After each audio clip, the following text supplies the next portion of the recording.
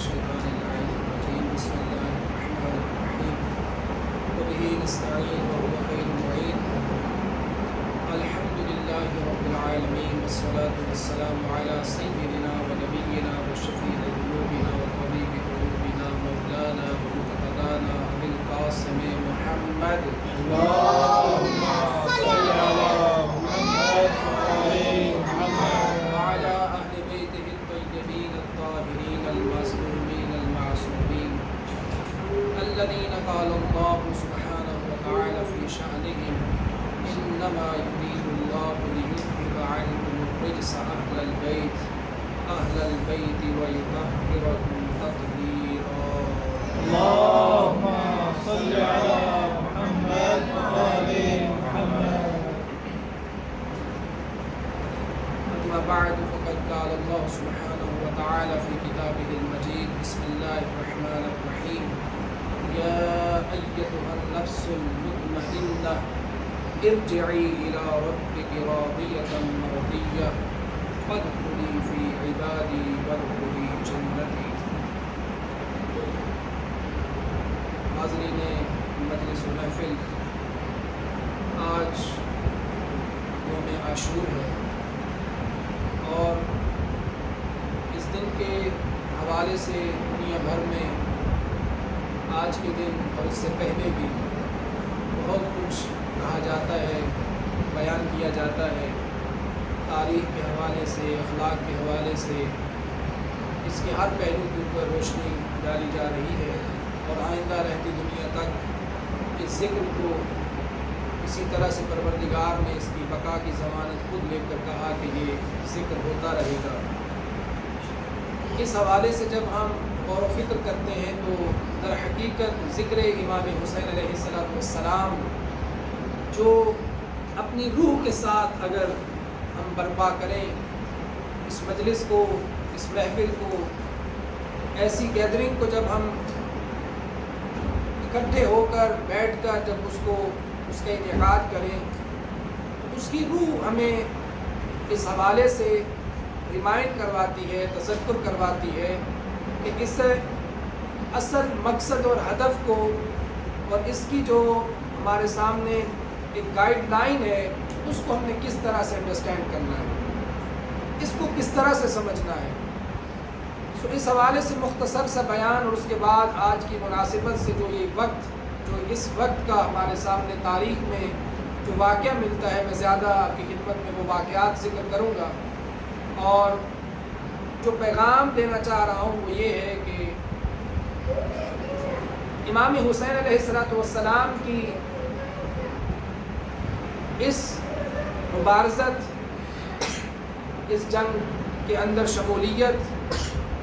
اور اس کے اندر آ کر دنیا کو یہ باور کروانا،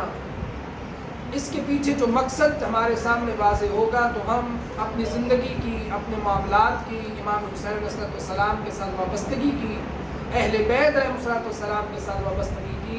سمت کا تعین خود بخود کر دیں گے۔ لیکن اس کے لیے ضروری ہے کہ ہم دیکھیں کہ ان کا اصل خروج کا مقصد کیا ہے، پھر ہمیں پتہ چلے گا کہ اگر حسین ابن علی کا مقصد حیات یہ تھا تو پھر مجلس امام حسین کا مقصد کیا ہونا چاہیے،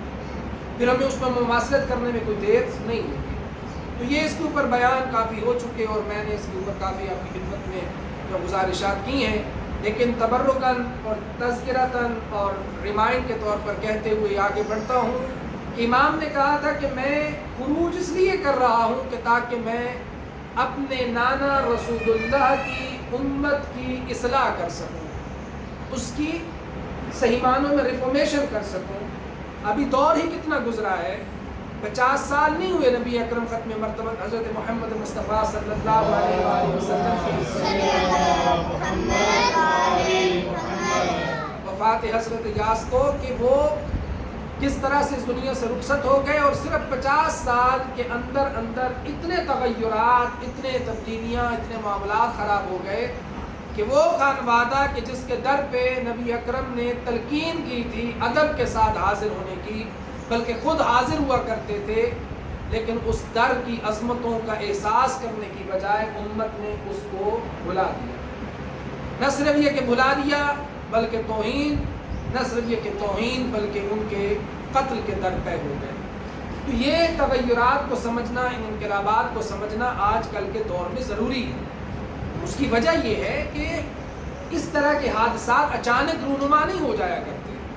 اس طرح کے معاملات یہ نہیں ہوتا کہ بیٹھے بٹھائے کوئی ایکسیڈنٹ ہو گیا تھا اور یہ واقعہ کربلا میں پیش آ گیا۔ اس کے پیچھے کافی پیش بندی ہے، اس کے پیچھے معاملات ہیں، اس کے پیچھے اسباب ہیں۔ جب تک ہم ان اسباب کو غور نہیں کریں گے ہم خود ان چیزوں کا شکار ہوتے رہیں گے۔ ہمیں سمجھ نہیں آئے گی کہ بہت سارے معاملات میں حق کیا ہے، باطل کیا ہے، کس کی فیور کرنی ہے، کس کی فیور نہیں کرنی، اور اس کی الجھن کا، کنفیوژن کا اصل ہدف ہی یہی ہوتا ہے کہ ہم ان معاملات کی طے کو، ان کے اسباب کو دیکھتے ہی نہیں ہیں، اور نتیجہ یہ ہے کہ ہم پھر ان معاملات میں الجھتے جاتے ہیں۔ لہٰذا سب سے زیادہ مہم یہ ہے کہ اسباب کو دیکھا جائے، اور ان اسباب میں سے سب سے بڑا سبب یہ تھا، میں باقی اسباب کے اوپر غور نہیں کرتا، سب سے بڑا سبب یہ تھا کہ اس وقت کی عوام اور اس وقت کے عام لوگ اور عوام کے اندر وہ طرف دین نہیں تھی، اور وہ دین کو سمجھنے کی کوئی ان کو اپنے اندر وہ فیلنگ ہی نہیں رکھتے تھے۔ وہ کہتے بس ٹھیک ہے چل رہا ہے، جیسے آج کل کہہ دیا جاتا ہے کہ یہ مولانا حضرات کا کھیل ہے، گیم ہے، ہمیں کیا پڑی ہے، ہم ان کے گیم میں چلے جائیں۔ دین کے ساتھ وہ بستگی نہیں ہے، وہ تڑپ نہیں ہے، وہ کین نہیں ہے، وہ ایک جو انسان کو دین کے لیے محبت کا جو ایک تقاضا بنتا ہے وہ نہیں تھا۔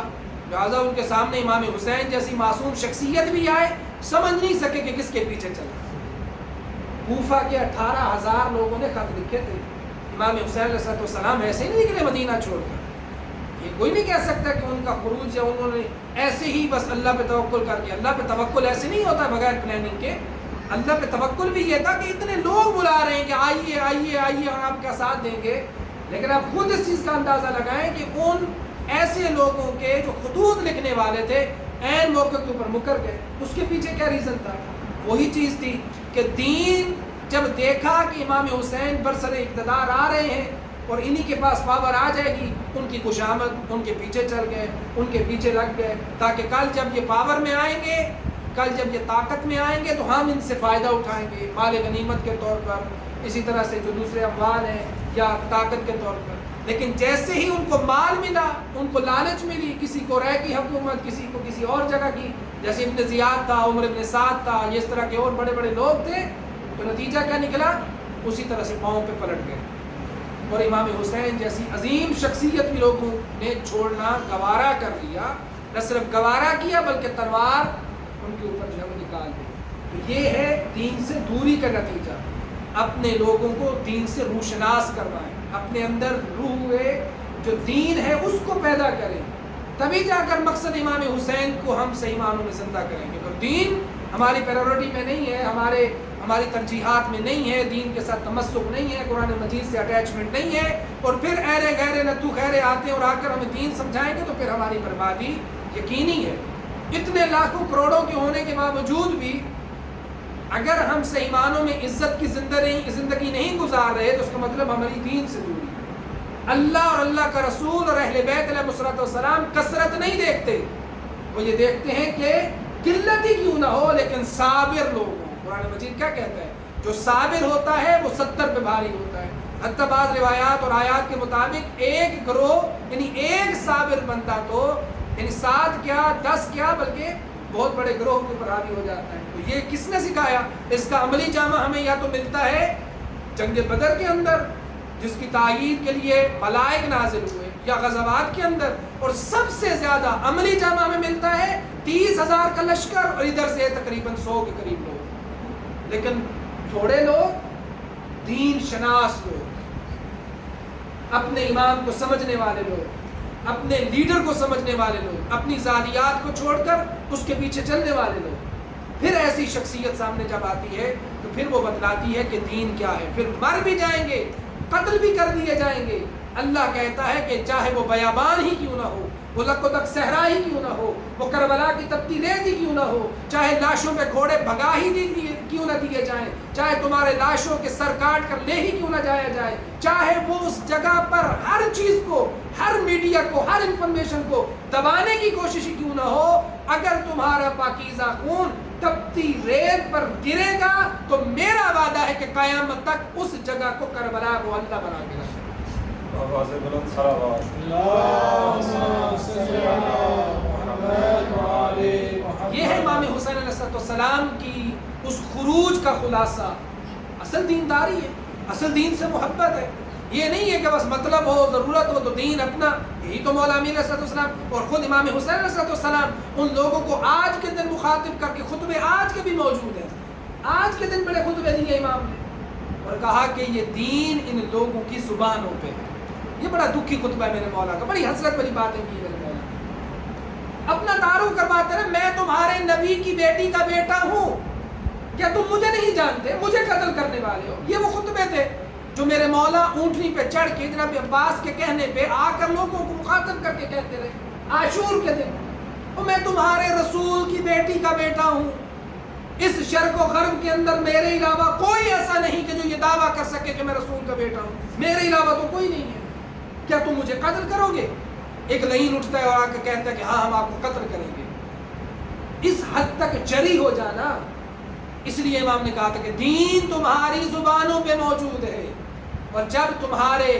دنیا کے معاملات ٹھیک رہتے ہیں تم دیندار بنے رہتے ہو، اور جب تمہارے دنیا کے اوپر کوئی آنچ آتی ہے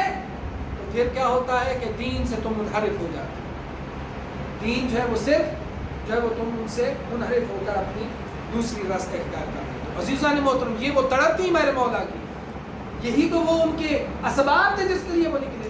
لیکن آج اگر ہم صرف اپنی واہ واہ کے لیے، اپنے دل کی شادمانی کے لیے بس امام حسین کو رونے چلے ہیں، بھئی امام حسین کو رونے جو جا رہے ہو وہ روح ازا کیا ہے،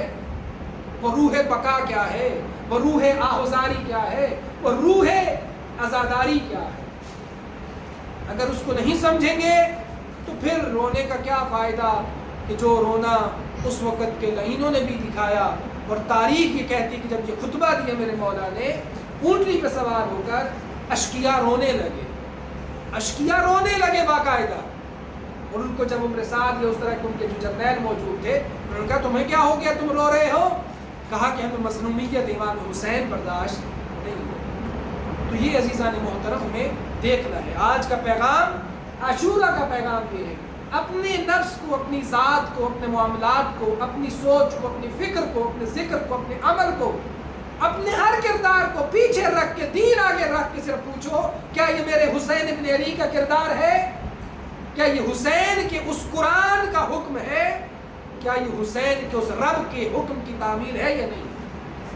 جس کے لیے حسین ابن علی نے اپنا لہو دیا، اپنے عزیز و اقربا کو پیش کیا؟ اگر یہ نہیں تو پھر لاکھوں کا مجمع ہو، چاہے کروڑوں کا مجمع ہو. عزیزان محترم، یہ وقتی طور پر اتنے لوگ ہوتے ہیں. اللہ سبحانہ و تعالیٰ ارشاد فرماتا ہے وَمَن يَرْتَدَّ مِنْكُمْ عَنْ دِينِهِ فَسَوْفَ يَأْتِ اللَّهُ بِقَوْمٍ، اگر تم میں سے کوئی شخص اللہ کے دین سے منحرف ہو کے مرتد ہو جائے گا، ارتداد کرے گا، ہٹ جائے گا، جو دین مبین الہی ہے اس کی روح کو نہیں سمجھے گا، تو پھر اللہ کی کوئی پرواہ نہیں ہے. اللہ ایک ایسی قوم پیدا کرے گا جو اللہ سے محبت کرے گی اور اللہ ان سے محبت کرے گا. اصل تو یہ ہے. لہٰذا عزیزان محترم، آج کا دن بڑا دکھی دن ہے، بڑا مصائب کا وہ پہاڑ ہے کہ جو انسانیت کی تاریخ میں اس طرح کے سیابات کی طرح موجود رہے گا. اور دنیا انسانیت کو یہ سبق دینے کے لیے ایک ایسا بڑا ہمارے سامنے دروازہ موجود ہے. اگر کوئی اس راستے میں چلنا چاہتا ہے تو حسین ابن علی کے کردار کو دیکھ لے، اس مظلومیت کو دیکھ لے، اس وقت کے معاملات کو دیکھ لے. شہدائے کربلا پہ اگر عمومی نظر ڈالی جائے، کون تھے؟ عام لوگ تھے کیا؟ ہم لوگوں نے سمجھا ہوا ہے کہ بس ہمیں امام حسین کے نام پر نماز سے دور کیا جاتا ہے، ہمیں امام حسین کے نام پر قرآن سے دور کیا جاتا ہے، ہمیں امام حسین کے نام پر دین سے دور کیا جاتا ہے کہ دین کی بس ہمارے پاس ضمانت آ چکی، اگر حسین ابن علی کا ماتم کرو گے بس، اور کسی چیز کی ضرورت نہیں. اصحاب حسینی پہ ذرا غور کریں، تاریخ کے اوراق اٹھا کے دیکھیں، کچھ ان میں سے وہ تھے جو اصحاب رسول تھے، اور ان کے بارے میں امام حسین نے کہا تھا کہ مجھے وہ اصحاب ملے کہ جو میرے باپ اور میرے نانوں کو بھی نہ مل سکے. وہ معمولی لوگ نہ تھے. اصحاب رسول جناب مسلم بن اوسجہ، زاہد بن عمرو اسلمی کندی، شبیب یا شبیب بن عبداللہ مولا حمدان، عبد الرحمن بن عبد الرب انصاری، عمار بن ابی سلامہ، مسلم بن کثیر، حبیب ابن مظاہر اور انس بن حارث اسدی، یہ وہ 9-8 لوگ تھے جو اصحاب رسول میں سے بھی تھے اور میرے مولا کے اصحاب میں سے بھی۔ اس کے بعد تابعین میں سے تقریباً 21 لوگ تابعین تھے جو امام کے لشکر میں موجود تھے۔ ان میں بڑے بڑے نام جناب عبداللہ بن عمیر کلبی، مجمع بن عبداللہ، جنادہ بن حارث، جندب بن حجیر، امیہ بن سعد، حارث بن نبھان، اور اس طرح کے مختلف نام،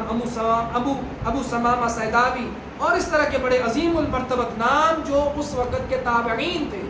صحابی وہ جس کو صحبت رسول ملے، اور تابعی وہ ہوتا ہے کہ جس نے نبی کو نہ دیکھا ہو لیکن نبی کے صحابی کو دیکھا ہو، اور 21 کے قریب تابعین امام کے لشکر میں موجود ہیں۔ اس کے بعد حفاظ قرآن، کوفہ کے معتبر بہترین قسم کے حفاظ قرآن جو امام علیہ السلام کے ساتھ موجود تھے، 5 یا 6 لوگ جن کی تاریخ میں ملتی ہے۔ سب سے بڑے ان کا سردار حریر حمدانی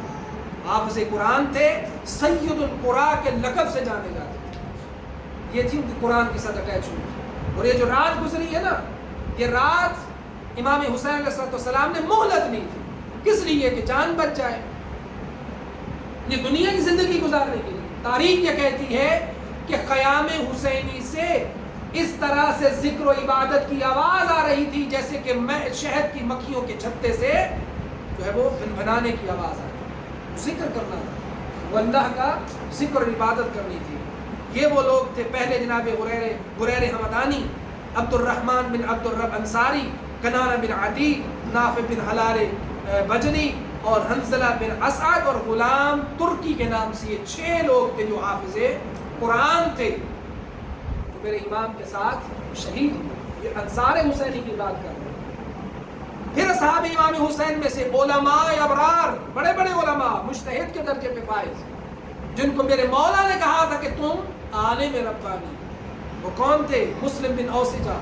ایک ہی وقت میں قاری بھی، ایک ہی وقت میں حافظ بھی، ایک ہی وقت میں عالم بھی تھا۔ تقریباً 9 لوگ بڑے بڑے علماء تھے، جن میں نافع بن حلال ملتے ہیں، حبیب ابن مظاہر ملتے ہیں، سواد بن ابی عمیر ملتے ہیں، حبشہ بن قیس ملتے ہیں، شوذب بن عبداللہ ملتے ہیں، انس بن حارث ملتے ہیں، اور نافع بن حلال اور عبد الرحمن اور ساحل بن عمر۔ یہ وہ لوگ تھے کہ جو امام علیہ السلام کے ساتھ علماء تھے، بزرگ علماء تھے، فقیہ تھے اپنے دور میں، بڑے بڑے شجاع، 10 کے قریب بڑے بڑے شجاع، اپنے قوم کے رہبر اور اپنے قوم کے رہنما تھے کہ جو امام علیہ السلام کے ساتھ شہید ہوئے۔ غر بن یزید ریاحی، یہ عام معمولی بندے نہیں تھے، یہ لشکر کا سردار تھا، یہ اپنے لشکر کا سردار تھا، لیکن عاشور کے دن اس کی کایا پلٹی کس طرح سے کہ دیکھا تو میں تو اس لیے نہیں آیا تھا کہ میں حسین ابن علی کو قتل کروں، لہٰذا اس کے جناب مسلم بن اوسجہ، حارث بن عمرو القیس، عبد الرحمن، سعید بن عبداللہ حنفی، یہ سارے لوگ وہ تھے کہ جو سردار اپنے قوم تھے، اپنی قوم کے سردار تھے، جو امام علیہ السلام کے ساتھ تھے، بڑے بڑے عبادت گزار، ان کے علاوہ متی اور متقی و پرہیزگار، آئمہ علیہ السلام کے چاہنے والے اس وقت کے امام حسین ابن علی کے ساتھ۔ تاریخ یہ ملتی ہے مستند طریقوں سے، جو ہمارے پاس مقتل کی مختلف کتابیں ہیں، 145 سے 148 کے قریب سارے اصحاب امام حسین اور بنو ہاشم کو اگر اکٹھا کیا جائے تو یہ وہ ٹوٹل تعداد تھی جو میرے مولا حسین کے ساتھ کربلا میں موجود تھی۔ اور سامنے زیادہ سے زیادہ جو روایتیں ملتی ہیں لشکر کی، وہ لشکر 30,000، ایک روایت 25,000 کی، لیکن مشہور جو محققین علماء ہمارے مقتل کے بتلاتے ہیں 30,000 کا لشکر اس اعداء کے نرغے میں، یہ 150 سے کم لوگ جو ہیں وہ اس میں گھرے ہوئے تھے، جن میں سے 18 کے قریب معتبر اور جو اصح قول ہے بنو ہاشم موجود تھے۔ بنو ہاشم 18 تھے، اور باقی سارے کے سارے اصحاب جو تھے وہ امام حسین علیہ السلام۔ عزیزان محترم، یہ مختصر سی تعداد ہمیں کیا بتلا رہی ہے؟ اگر جذبہ دین الہی ہو موجود ہو، اگر خلوص موجود ہو، اگر دنیا کے اوپر دین کو ترجیح دی جائے اور اپنے امام برحق کو چن کر اس کے پیچھے اپنی جان نچھاور کی جائے، دنیا تو 4 دن کی ہے، وہ تو ختم ہو جائے گی، لیکن تمہارا کردار رہتی دنیا تک زندہ رہے گا، تمہارا خلوص کا وہ بیج، اس کا ثمر آنے والی انسانیت فائدہ اٹھاتی رہے گی، تم دونوں دنیا کے لیے اسوہ حسنہ بن جاؤ گے، تم دنیا کے لیے ایک بہترین جو ہے وہ نمونہ عمل بن کر رہتی دنیا تک رہو گے۔ عزیزان محترم، عاشور کا دن بڑا بھارا دن ہے، بڑی مصیبت والا دن ہے۔ میں آپ کی خدمت میں چند چیزیں جو دیکھ کر اس لیے پڑھنا چاہ رہا ہوں کہ بہت سارے مصائب ایسے ہوتے ہیں کہ جو ہم شاید پڑھ نہیں پاتے یا ہم سے چھوٹ جاتے ہیں۔ اور بنو ہاشم میں تاریخ یہ کہتی ہے کہ پہلا شہید بنو ہاشم کا جناب علی اکبر تھے۔ جناب علی اکبر معمولی شخصیت نہ تھے، ان کے بارے میں جو محققین کی میں جو نظر بتا رہا ہوں، یہ میرے مولا حسین ابن علی کے سب سے بڑے بیٹے،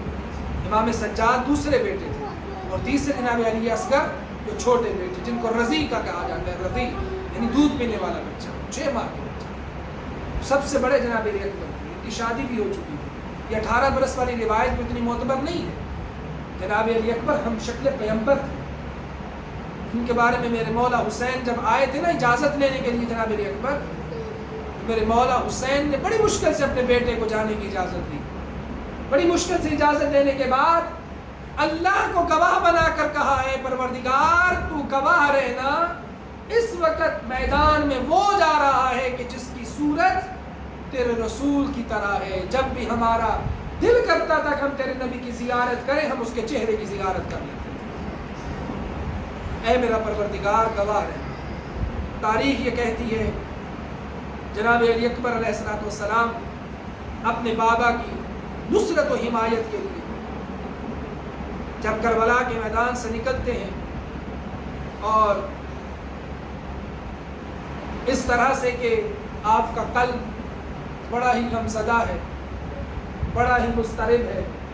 درگاہ اعداء میں اپنے بابا کو دیکھ کر آپ کے اندر وہ جو غیرت، حمیت، شجاعت اور شجاعت علویہ کا جو ایک تلاطن جو ہے وہ ابھرتا ہے، اس کو سامنے رکھتے ہوئے میرے آقا جاتے ہیں اپنے بابا کے پاس اور اس میں جہاد طلب کرتے ہیں۔ تاریخ یہ کہتی ہے امام حسین علیہ السلام لفظ ہے کہ نظر الیہ نظر آیسا منہ وارخا علیہ السلام عینہ وبقا۔ میرے مولا امام حسین علیہ السلام نے اپنے بیٹے کے چہرے کی طرف دیکھا، اور دیکھ کر کیسے دیکھا؟ جیسے ایک حسرت بری نگاہ دیکھ کر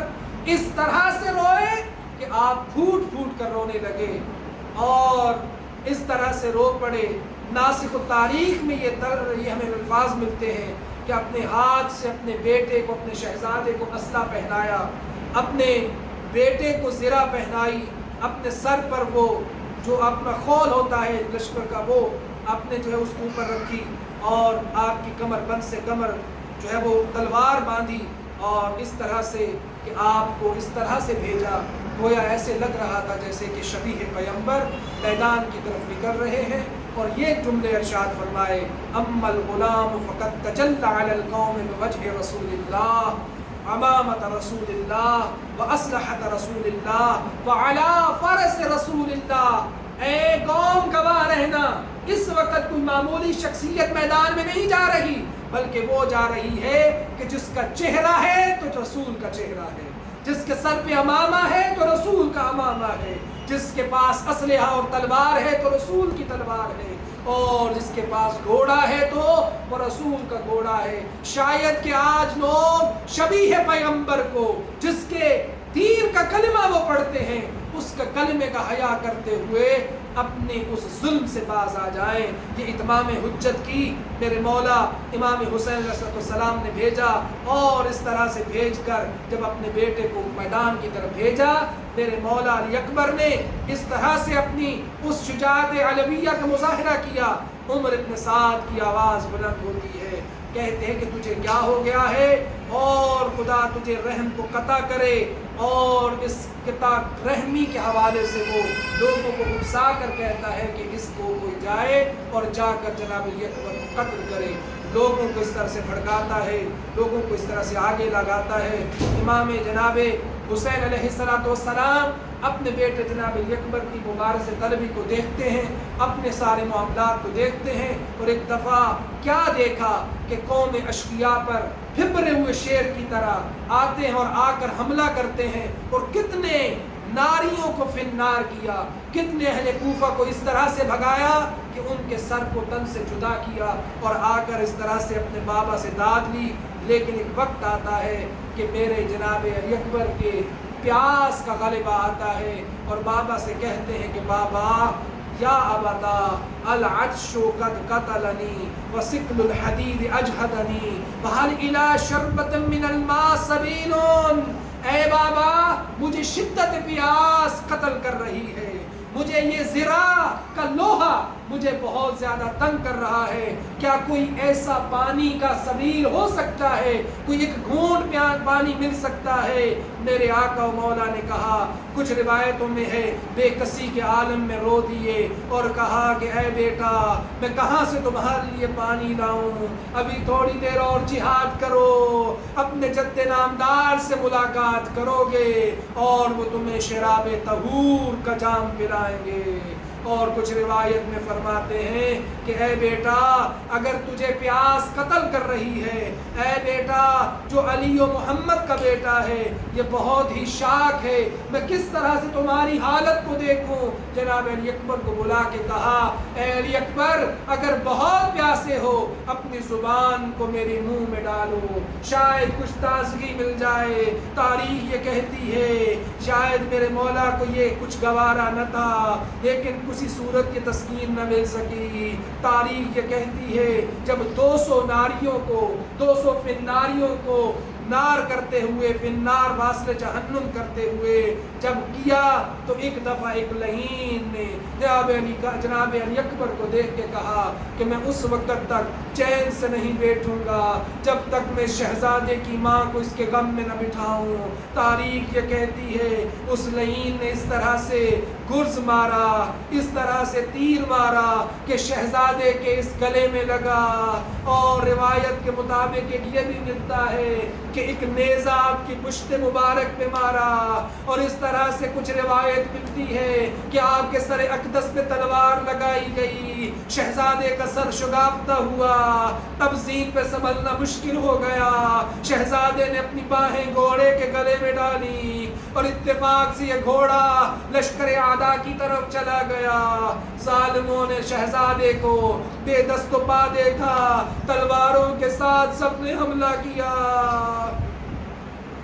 ابھی کچھ رغبت حیات باقی تھی، سینے فرش سے فرش کربلا پہ آئے، بابا کو آواز دی، بابا میرا آخری سلام ہو۔ یہ نہیں کہا کہ بابا میرے پاس تشریف لائیے، تاریخ یہی کہتی ہے اپنے بابا کی مظلومیتوں میں کسی کو دیکھ کر صرف یہی کہا کہ بابا آپ پہ ہمارا آخری سلام ہو، یہ میرے رسول جد امجد موجود ہے، اب مجھے وہ جام پلا رہے ہیں، ایک ایسی جام کہ جس کے بعد کوئی پیاس نہ لگے گی۔ جناب علی اکبر کے لاشے پہ میرے مولا حسین اس طرح سے آئے، بڑی مشکل سے پہنچتے ہیں، وضع خدہ علی خدہ، اور اس کے بعد کیا فرمایا، اپنے رخسار کو جناب علی اکبر کے رخسار پہ رکھا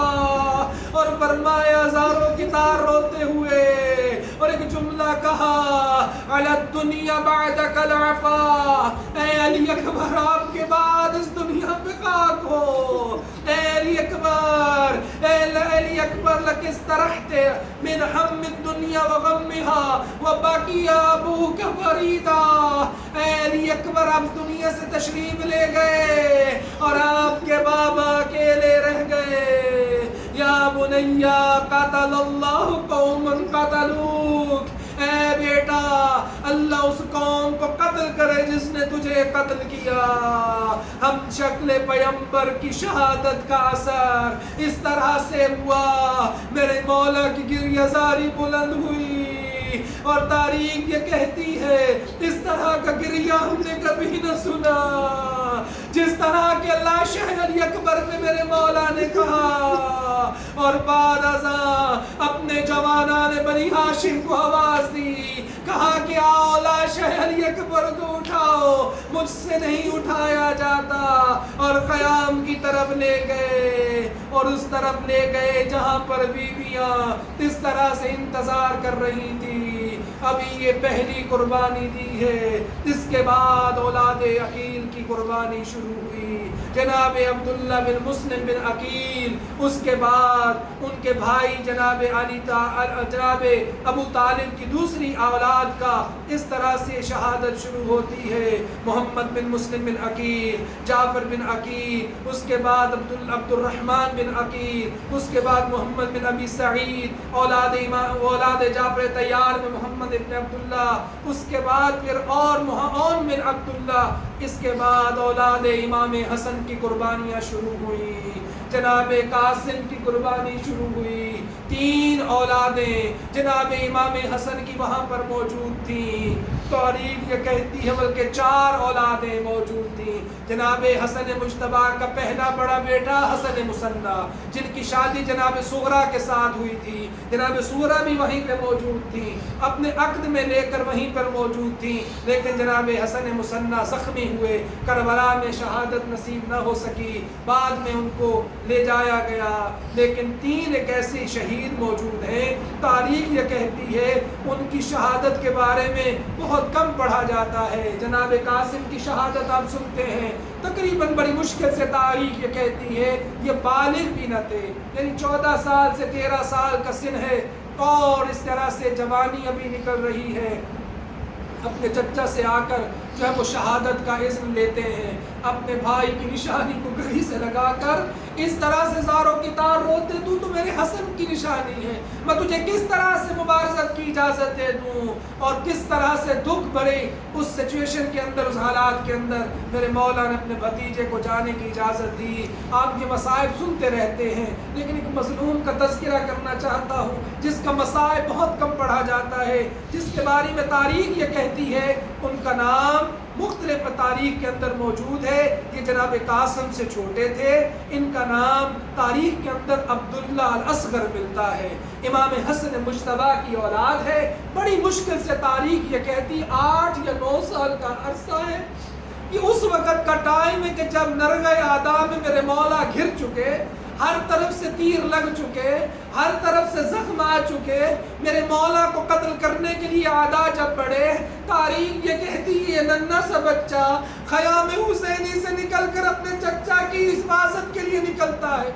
آگے بڑھتا ہے، میری آقا زادی پیچھے سے آواز دیتی رہ جاتی ہے، میرے مولا حسین نے کہا کہ زینب اس بچے کو سنبھالو، میرے پاس نہ آنے دو۔ یہ وہ دردناک شہادت ہے جس کے بارے میں تاریخ اس طرح سے ملتی ہے، میرے آقا نے کہا زینب اس کو سنبھالو، لیکن وہ بچہ اتنی تیزی سے آگے بڑھتا ہے،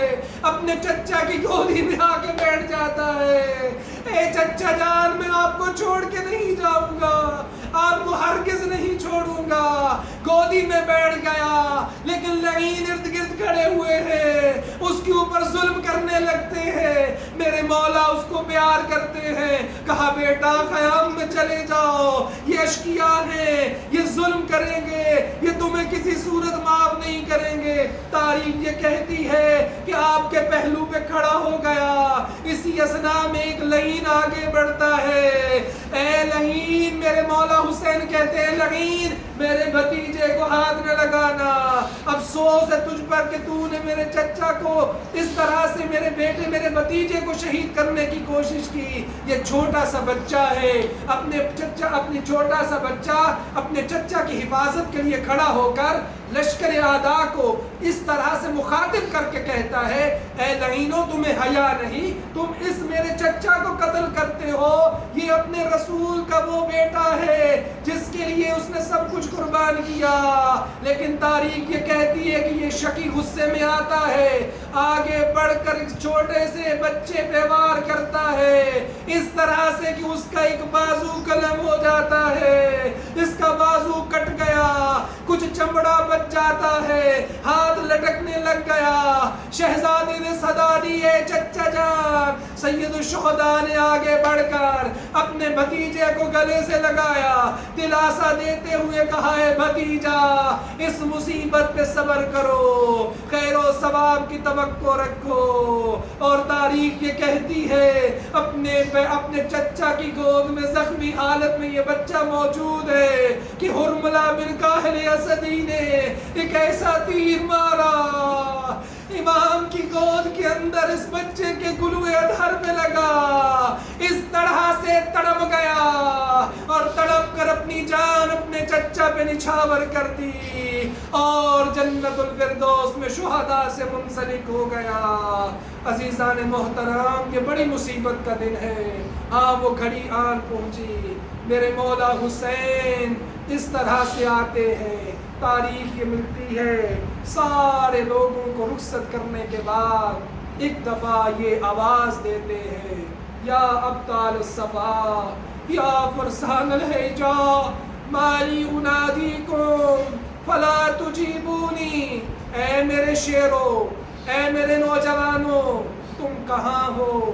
مجھے کیا ہو گیا کہ میں تمہیں ندا تو دیتا ہوں لیکن تمہارا جواب نہیں آ رہا۔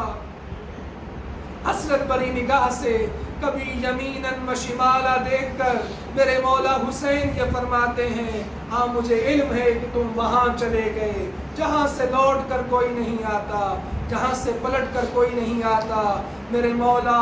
حسین علیہ السلام خیام میں داخل ہوئے، خیام میں داخل ہونے کے ساتھ اپنی بہن زینب سے کہا، بہن زینب مجھے وہ لباس لا دو جو بوسیدہ اور پرانا لباس ہو اور تاکہ میں اس کو اپنے نیچے پہن سکوں۔ میری آقا زادی زینب ایک ایسا لباس پیش کرتی ہیں جو بوسیدہ ہے، میرے آقا نے اس کو بھی تار تار کیا، اس کو بھی اس طرح سے کاٹا اور تار تار کرنے کے بعد پہن لیا۔ لیکن میں کہوں گا مولا آپ کی یہ کوشش بھی اس طرح سے بے مقصد گئی، ضائع ہو گئی، اس لیے کہ اشقیاء نے آپ کی شہادت کے بعد یہ لباس تک نہ چھوڑا آپ کے جسم اطہر پر۔ تاریخ یہ کہتی ہے آخری دفعہ آتے ہیں، خیام میں داخل ہو کر آ کر اپنے اہل حرم کو الوداع کرتے ہیں۔ اے سکینہ، اے زینب، اے ام کلثوم، آپ پر میرا آخری سلام۔ تاریخ یہ کہتی ہے آپ میدان کارزار کی طرف تشریف لے گئے، سارے لوگوں کو آپ اللہ کی راہ میں قربان کرنے کے بعد نہ کو قاسم رہے، نہ علی اکبر رہے، نہ جناب عباس رہے، نہ وہ اپنے اصحاب با وفا رہے، حتیٰ کہ جناب علی اصغر کی قربانی بھی پیش کر چکے۔ وہ وقت آتا ہے جب نماز عصر کا وقت ہوا چاہ رہا، اپنے اہل و حرم کو اس طرح سے الوداع کیا، اے اہل حرم ہم چلتے ہیں، ہم اللہ کے اذن کے لیے جا رہے ہیں۔ تاریخ یہ کہتی ہے خیمے سے اس طرح سے نکلے کہ جس طرح کسی بھرے گھر سے جنازہ نکلتا ہے۔ تاریخ یہ بتلاتی ہے میرے مولا حسین نے گھوڑے کو جب میدان کی طرف نکالا، شجاعت علویہ کا مظاہرہ کیا۔ مسلم بن حمید کے حمید بن مسلم یہ کہتا ہے میں نے آج تک ایسا بہادر نہ دیکھا، میں نے آج تک ایسا شجاع نہ دیکھا، میں نے آج تک ایسا جری نہیں دیکھا جس کے قلب اور جس کی روح کے اوپر اکبر و عباس جیسے زخم آ چکے ہوں، جس کا ہاتھ کے اوپر 6 ماہ کے پیاسے بیٹے کا لہو موجود ہو، جس کی داڑھی کا خضاب اس کے مقدس خون سے ہو چکا ہو، جس کے اصحاب با وفا ایک ایک کر کر اس دنیا سے رخصت ہو چکے ہوں، لیکن اتنی جرأت کے ساتھ، شجاعت کے ساتھ وہاں پر کھڑا ہے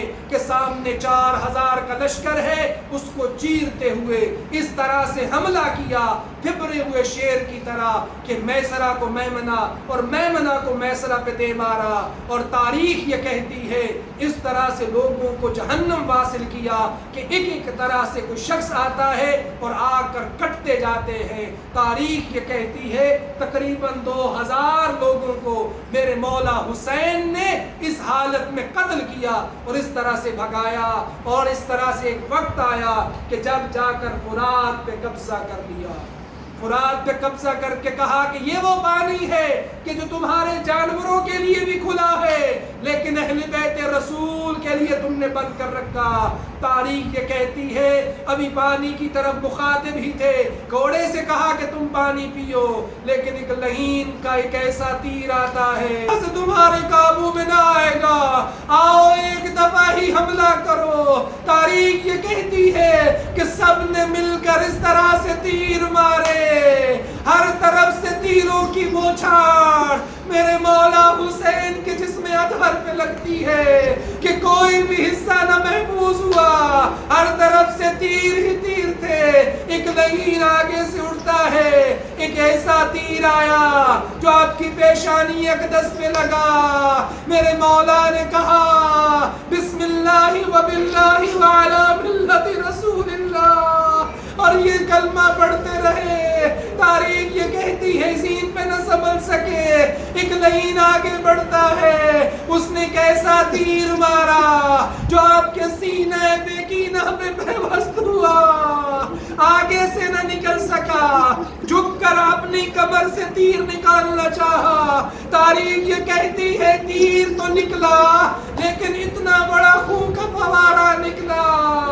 میرے مولا نے ہاتھ میں خون کو لے کے آسمان میں بلند کیا۔ الغرض وہ وقت آیا میرے مولا حسین زین پہ نہ سنبھل سکے، اور وہ وقت آیا کہ زمین کربلا پہ تشریف لائے۔ آپ ذرا اندازہ کریں، زخموں سے چور، بدن میں تیر لگے ہوئے، کس عالم میں ایک گھوڑے سے شاہ سوار نیچے گرے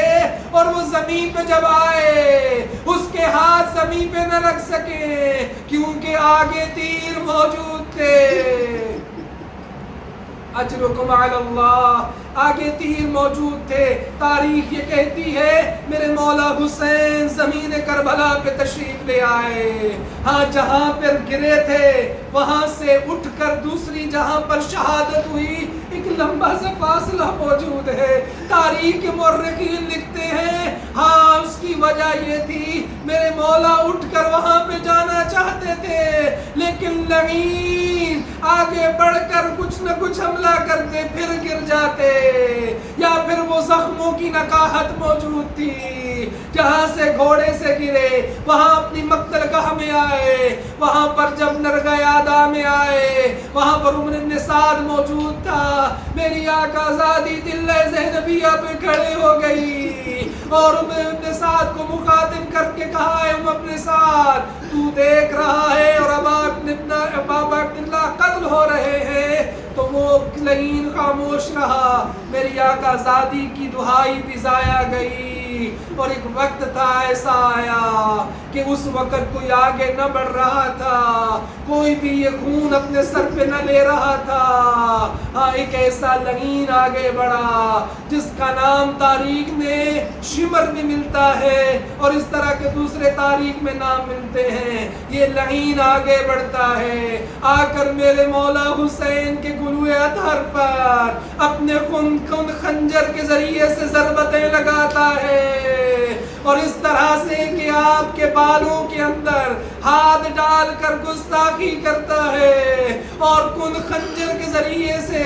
آپ کے گلوئے اطہر کو تن مبارک سے جدا کرتا ہے۔ زمین کربلا پہ زلزلہ آیا، ایک طرف سے آندھیاں آئیں، تاریخ یہ کہتی ہے کہ آواز بلند ہوئی، الا قد قتل الحسین بکربلا،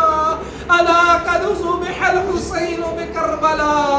وہ کربلا کے اندر حسین ابن علی قتل ہو گئے اور کربلا کے اندر حسین ابن علی ذبح ہو گئے۔ تاریخ یہ کہتی ہے یہ کہنا تھا میرے مولا سجاد جو اپنی بیماری سے اٹھے، اپنے بابا کے سر اقدس کو نو کے نیزہ پہ بلند دیکھا، بے ساختہ زبان سے نکلا السلام علیکہ یا ابا عبداللہ، السلام علیکہ یا ابا عبداللہ۔ اس کے بعد آپ کے لاش اطہر پہ آپ کے ذوالجلال نے، آپ کے فرس نے آپ کا خون اطہر پیشانی پہ لگایا اور خیام کی طرف واپس پلٹا۔ بیویوں نے دیکھا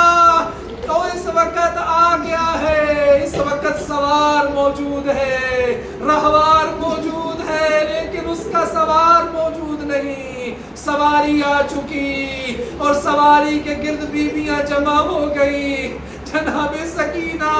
اور جناب زینب کے بین ملتے ہیں، واہ جدہ، واہ رسول اللہ، واہ حسینہ کی آوازیں بلند ہوئی، اور اس طرح سے میرے مولا کی شہادت رونما ہوئی۔ بیویوں نے گھیر کر اپنے بھیا کو یاد کیا اور جناب زینب گلا سے دینے لگی۔ الا لعنت اللہ علی القوم الظالمین وسيعلم الذین ظلموا أي منقلب ينقلبون، وآخر دعوانا الحمد لله۔